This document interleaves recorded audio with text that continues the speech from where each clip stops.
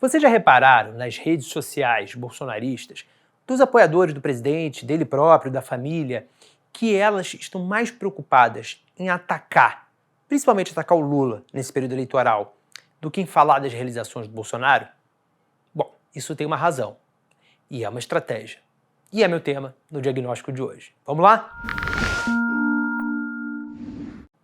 Quando a gente entra na rede do Bolsonaro, ou na rede do Carlos Bolsonaro, que eu acho que é um bom exemplo do que eu estou dizendo, você vê ali vários vídeos, memes, reprodução de notícias antigas, atacando o Lula e o PT.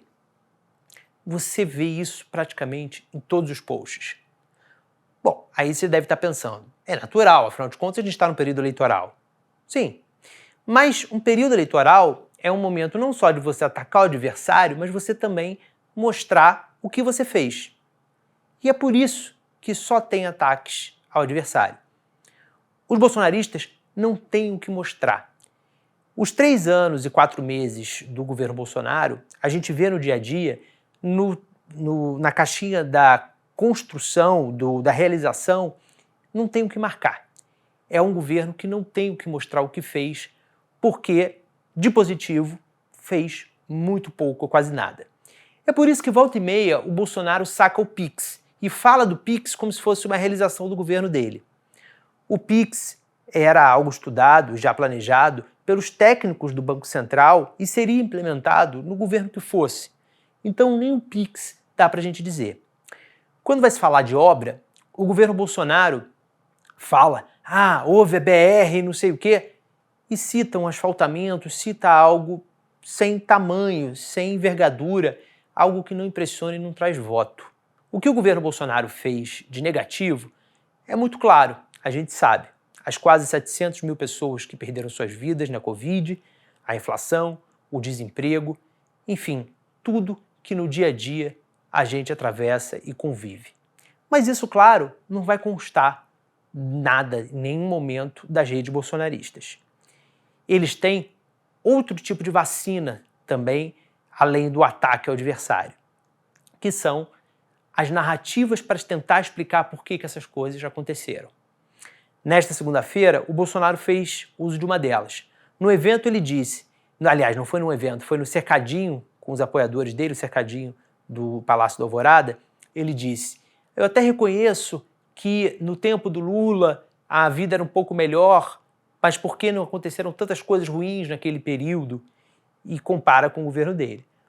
O que, veja bem, e nenhuma das duas afirmações são em si mentiras. De fato, a vida do brasileiro, o dia a dia do brasileiro durante o governo Lula era mais ameno. O desemprego era menor, a inflação era menor, e não havia, agora a segunda afirmação, uma pandemia, como houve durante o governo Bolsonaro.